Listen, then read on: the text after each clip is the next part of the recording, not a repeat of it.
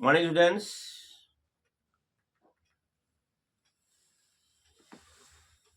आज का टॉपिक है जूल का ऊष्मीय रूल्स। ये सबसे इंपॉर्टेंट है एग्जामिनी 2025 के लिए।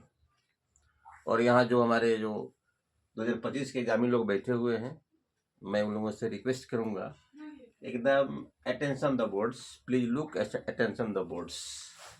जूल ने क्या कहा था, जैसे मान लीजिए खासकर ये वैसे तारों के लिए है जिसका रेसिस्टेंस बहुत हाई होता है। तार जितना पतला होगा उसका रेसिस्टेंस उतना ही अधिक होगा।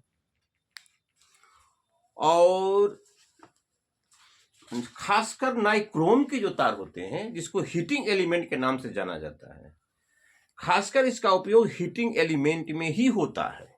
इमर्सन हीटर, विद्युत बॉल में टंगस्टन। तो मान लिया जाए ये नाइक्रोम का तार है,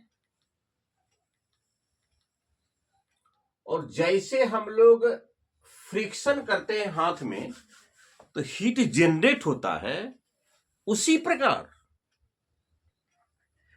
प्रकार यह रेसिस्टेंस फ्रिक्शन की तरह अपनी एक भूमिका को निभाता है। जब बिजली इससे भेजी जाती है तो भयंकर उसका ये अपोज करता है।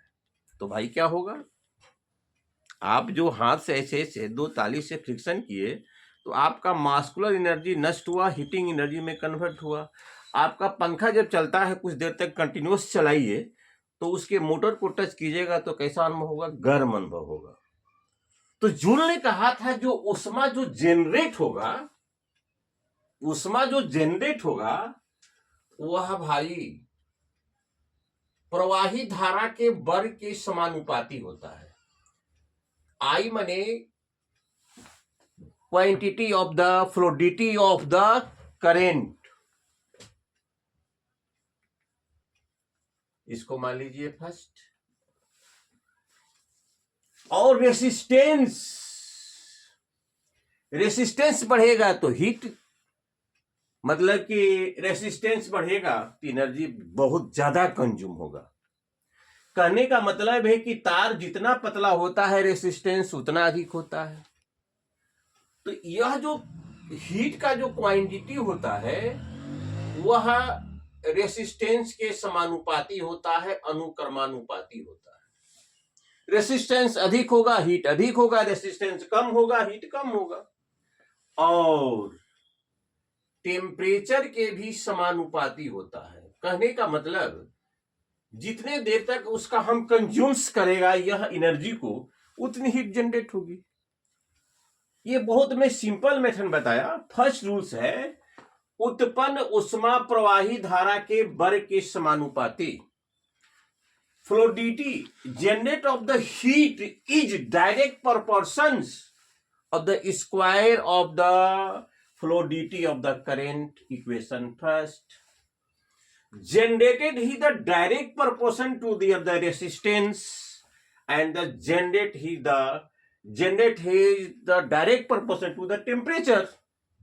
तो जूल ने कहा था नाइक्रोम जैसे तार से अगर बिजली को भेजते हैं तो भारी मात्रा में ऊष्मा कंज्यूम होता है।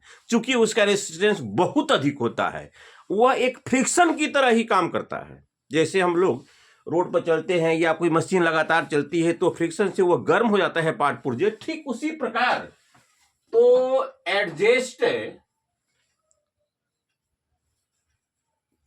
एडजस्ट करने पर फर्स्ट, सेकेंड और थर्ड डायरेक्ट हम लिखते हैं Q बराबर I स्क्वायर RT। यही जूल का रूल्स हुआ। अब मोस्ट इंपॉर्टेंट है, ये 2025 के एग्जामिनी के लिए मोस्ट इंपॉर्टेंट है। तो डियर स्टूडेंट्स, हमारे इस वीडियो को लाइक करेंगे और शेयर करेंगे, सब्सक्राइब भी करेंगे और बार बार क्या करेंगे, फॉरवर्डिंग भी करेंगे। तो डियर स्टूडेंट्स, अंत में मैं आप लोगों का बहुत बड़ा अभिवादन करता हूं। जय भारत, जय Hind, thank you very much.